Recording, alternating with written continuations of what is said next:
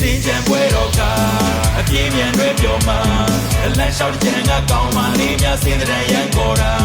အပြင်းမနေနဲ့ပေါ်တာရှောက်လေကြမယ်လားတကယ်ကောင်းစွကြည့်ချက်ပြီးလိုက်စားရအောင်ကွာကြံပွဲတော်အတူတူတွေပြောတူပေါ်ကာကြမယ်နော်လိုက်ချစို့နော်တူပေါ်ကြံရည်လေးကအေးမြတ်မြတ်တူပေါ်ကြံချင်းလေးနဲ့မြူးမြူးကြွကြမမလာလိုက်ထထကမန်တဲ့ပေါ်မှာကအတူပေါ်ကာကာတူပေါ်ကာ